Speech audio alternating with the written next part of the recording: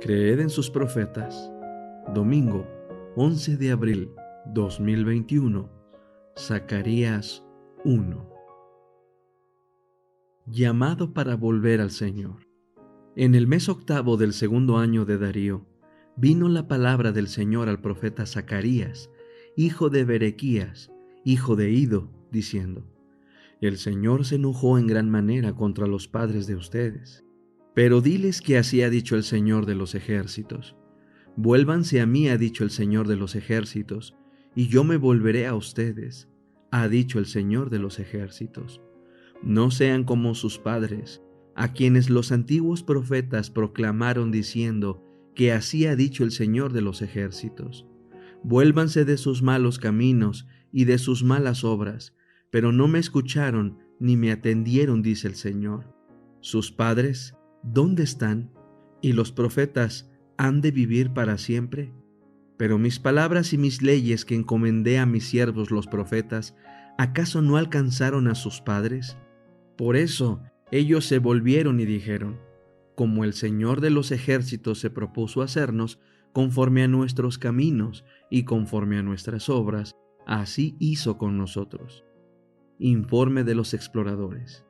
En el día 24 del mes 11, el mes de Sebat, del segundo año de Darío, vino la palabra del Señor al profeta Zacarías, hijo de Berequías, hijo de Ido, de esta manera: Tuve una visión de noche, y he aquí un hombre montado sobre un caballo rojo que estaba entre los mirtos que había en una cañada.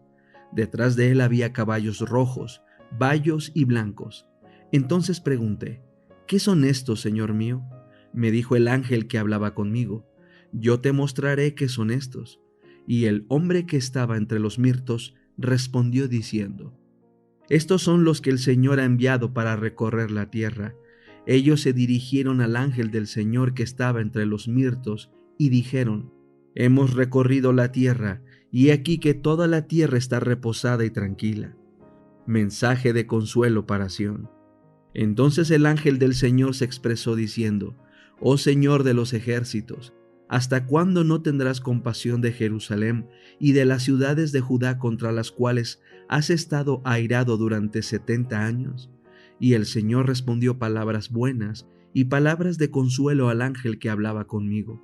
Entonces me dijo el ángel que me hablaba: Proclama diciendo que así ha dicho el Señor de los ejércitos: Tuve celo por Jerusalén y gran celo por Sión, y con gran enojo estoy airado contra las naciones que están reposadas, pues yo estaba un poco airado, pero ellas agravaron el desastre. Por tanto, así ha dicho el Señor: Yo me he vuelto hacia Jerusalén con compasión.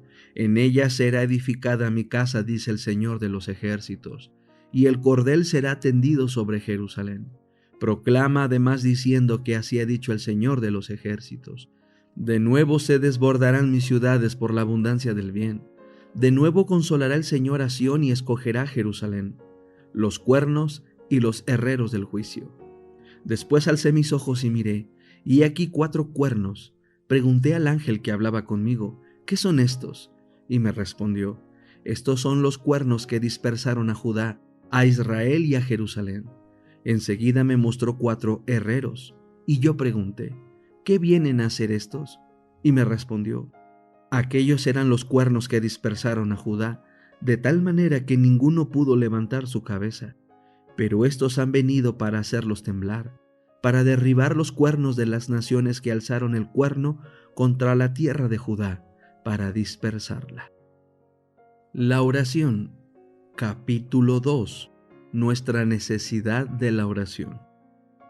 La oración es tan esencial como el alimento diario. La oración cotidiana es esencial para crecer en la gracia y aún para la misma vida espiritual, así como el alimento físico es indispensable para el bienestar temporal.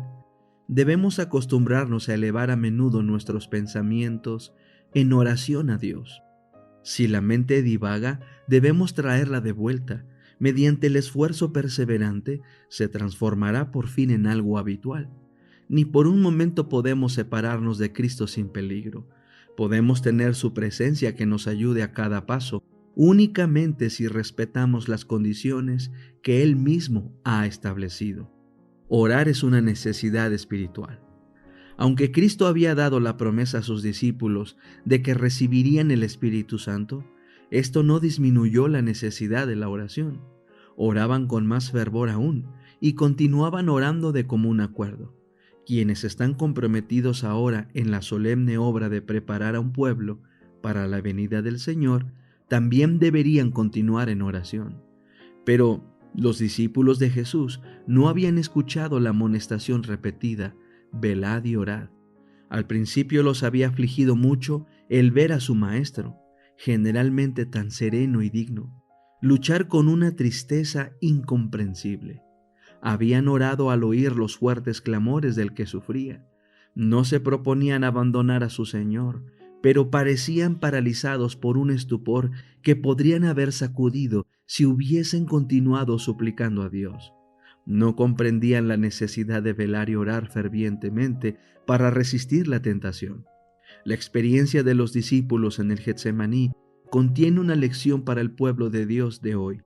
Ellos no se dieron cuenta de la necesidad de velar en ferviente oración para resistir a la tentación. Muchos hoy están profundamente dormidos como los discípulos. No están velando y orando para no entrar en tentación. Leamos y estudiemos cuidadosamente y a menudo esas porciones de la palabra de Dios que tienen especial referencia a estos últimos días, indicando los peligros que amenazarán al pueblo de Dios. La oración es la vida del alma. La oración es una necesidad porque es la vida del alma. La oración en la familia, la oración en público, tienen su lugar, pero es la comunión secreta con Dios la que sostiene la vida del alma. La oración es necesaria para la salud espiritual. Varias veces por día debieran consagrarse momentos preciosos, áureos, a la oración y al estudio de las Escrituras, aunque solo fuese para memorizar un texto, a fin de que la vida espiritual pueda existir en el alma. Los intereses variados de la causa se constituyen en alimento para la reflexión y son una inspiración para nuestras oraciones.